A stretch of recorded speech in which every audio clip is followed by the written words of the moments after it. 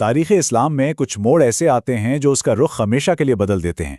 ہجرت کے 6 سال ہونے والا صلح حدیبیہ کا معاہدہ بالکل ایسا ہی ایک فیصلہ کن لمحہ تھا۔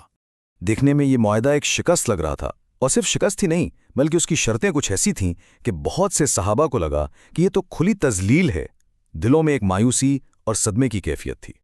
لیکن جہاں انسانی آنکھ اسے ایک ناکامی سمجھ رہی تھی، وہیں اللہ تعالیٰ نے قرآن میں اسے فتح مبین قرار دیا، یعنی ایک کھلی اور واضح فتح۔ کتنا بڑا تضاد ہے نا؟ تو پھر سوال یہ پیدا ہوتا ہے کہ ایک بظاہر نظر آنے والی شکست ایک عظیم فتح کیسے ہو سکتی ہے؟ آئیے آج اسی گتھی کو سلجھاتے ہیں اور دیکھتے ہیں کہ اس کے پیچھے کیا حکمت پوشیدہ تھی۔ تو یہ ساری کہانی شروع کہاں سے ہوتی ہے؟ کسی جنگ کے منصوبے سے نہیں، بلکہ ایک خواب سے۔ رسول اللہ صلی اللہ علیہ وآلہ وسلم نے خواب دیکھا کہ آپ اپنے ساتھیوں کے ساتھ پرامن طریقے سے مکہ میں داخل ہو کر عمرہ ادا کر رہے ہیں، اور اس خواب پر یقین کی طاقت دیکھیے۔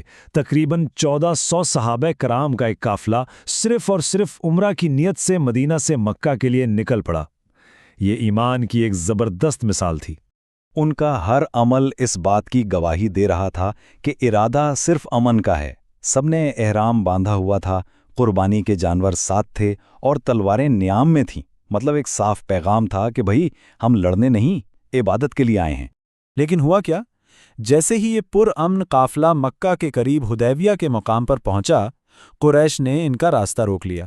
امن کا سفر اچانک ایک بحران میں بدل گیا۔ حالات تیزی سے کشیدہ ہونے لگے۔ مسلمانوں کی طرف سے حضرت عثمان رضی اللہ تعالی عنہ کو بات چیت کے لیے مکہ بھیجا گیا۔ جب ان کی واپسی میں دیر ہوئی تو ایک افواہ پھیل گئی جس نے آگ پر تیل کا کام کیا کہ انہیں شہید کر دیا گیا ہے۔ اس خبر سے مسلمانوں میں شدید غصے کی لہر دوڑ گئی۔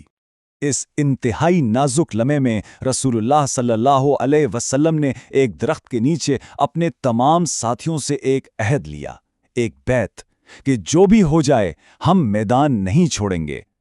تاریخ میں یہ عظیم عہد بیعت رضوان کے نام سے مشہور ہوا۔ اور اس عہد کی اہمیت کا اندازہ اس بات سے لگائیے کہ خود اللہ تعالیٰ نے قرآن میں اعلان فرما دیا کہ وہ ان تمام لوگوں سے راضی ہو گیا جنہوں نے اس درخت کے نیچے بیعت کی تھی۔ سبحان اللہ۔ خیر جلدی پتہ چلا کہ حضرت عثمان رضی اللہ تعالیٰ عنہ کے قتل کی افواہ غلط تھی۔ قریش کی طرف سے سہیل بن عمرو مذاکرات کے لیے آئے اور ایک معاہدہ طے پایا، لیکن اس معاہدے کی شرطیں ایسی تھیں کہ جس نے سنا وہ حیران رہ گیا۔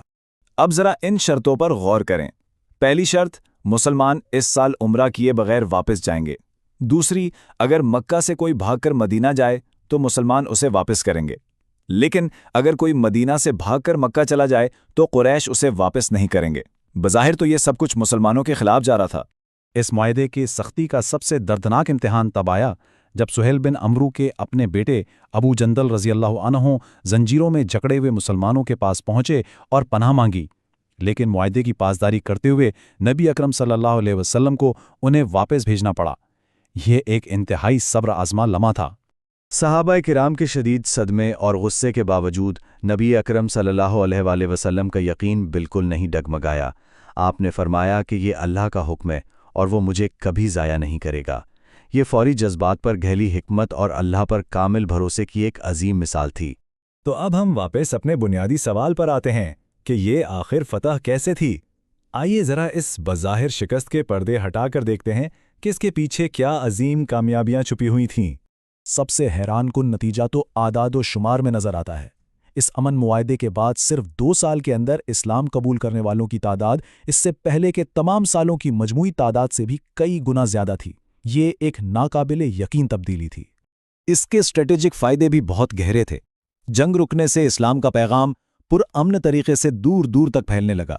قریش کا معاہدہ کرنا دراصل پہلی بار اسلامی ریاست کو ایک برابر کی سیاسی قوت تسلیم کرنا تھا، اور اب عرب کے دوسرے قبیلے بھی جو پہلے قریش سے ڈرتے تھے وہ کھل کر مسلمانوں کے ساتھ اتحاد کرنے لگے۔ یہ ٹائم لائن پوری کہانی کو بالکل واضح کر دیتی ہے۔ 6 ہجری کا یہ معاہدہ براہ راست 8 ہجری میں ہونے والی فتح مکہ کی بنیاد بنا، یعنی حدیبیہ میں بویا گیا صبر کا بیج 2 سال بعد ایک عظیم الشان فتح کی صورت میں پھل لایا۔ تو آخر میں آئیے اس پورے تاریخی واقعے میں چھپی ہوئی عظیم حکمت اور اسباق پر ایک نظر ڈالتے ہیں جو آج بھی ہمارے لیے مشعل راہ ہیں۔ تو اس سے ہمیں کیا سبق ملتا ہے؟ پہلا، یہ کہ بعض اوقات وقتی طور پر پیچھے ہٹنا ایک بڑی چھلانگ کی تیاری ہوتی ہے۔ दूसरा, दूर अंदेशी को फौरी जज्बात पर हावी होना चाहिए। तीसरा, अमन का दौर किसी भी नज़रिए को फैलाने के लिए सबसे बेहतरीन वक्त होता है।